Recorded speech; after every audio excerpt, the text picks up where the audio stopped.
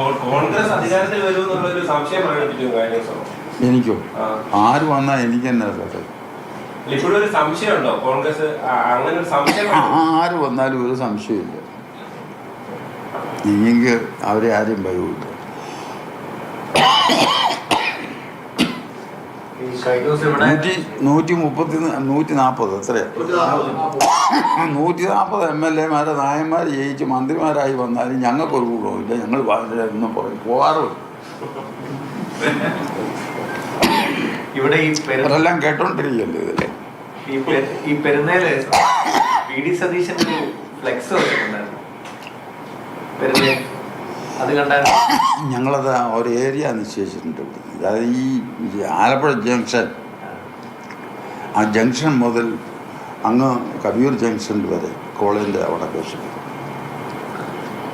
ഈ റോഡിൽ 2 ഭാഗവും NSSനുള്ള സ്ഥലങ്ങളാണ്. ഒരു ബോർഡ് പോലും വയ്ക്കാനൊക്കെ. അതിലൊരു ശകലം ഒരു സ്ഥലം അവിടെ ആ ട്രാൻസ്ഫോർമറിൻ്റെ മുമ്പിലുണ്ട്. അവിടെ അവർ എടുത്തിട്ട് പോയെന്ന് പറയുന്നത് കേട്ടതുണ്ട്. ഞാൻ അതൊന്നും പറയാൻ പോയില്ല.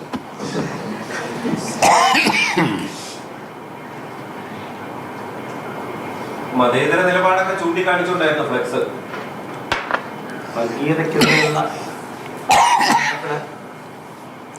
എന്നാ കാണിച്ചാലും ഒരു കുഴപ്പമില്ല.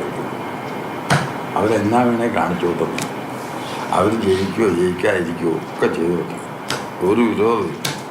ഞങ്ങളെ ഉപദ്രവിക്കായിരുന്ന കാരണം നമ്മളൊരു പ്രസ്ഥാനം മറ്റുള്ള പ്രസ്ഥാനം പോലില്ല.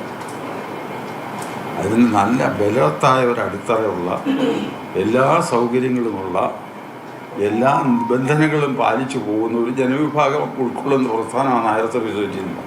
ഇവിടെ ഏത് രാഷ്ട്രീയക്കാരൻ ഞങ്ങളുടെ ഉമ്മാക്കി കാണിക്കാൻ വന്നാലും ഞങ്ങൾ ആവശ്യമില്ലാതെ വാങ്ങിക്കൊടുത്തു.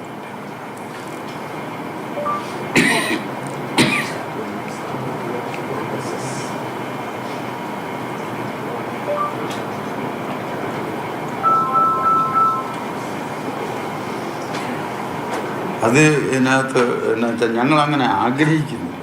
ഇതിൽ നിന്ന് അങ്ങനെയൊന്നും ആഗ്രഹിക്കുന്നില്ല.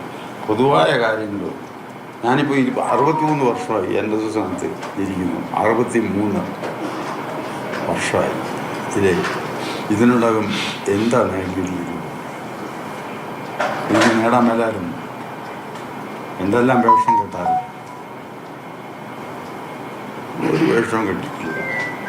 നമുക്കത് വേണ്ടതാണ്. അത് ഞങ്ങളെ പഠിപ്പിച്ചത് ആചാര്യൻ. അതുകൊണ്ടാണ്.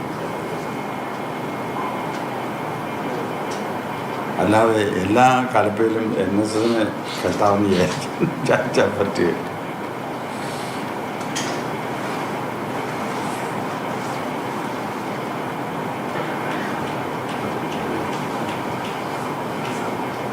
ശരിയായില്ലേ?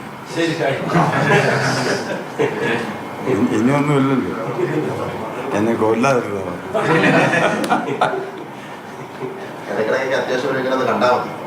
ഒരുപാട് കാലങ്ങൾക്ക് ശേഷം അത് ശരി.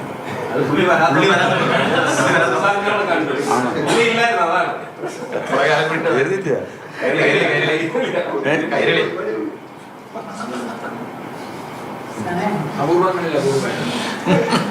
വല്ലപ്പോഴും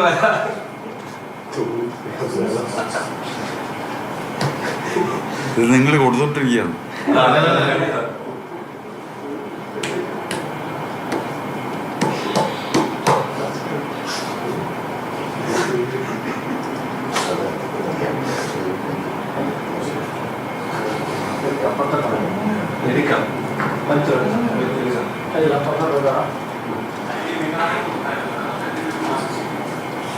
നിങ്ങൾ പോയിട്ട് ഞാൻ പോകുന്നു.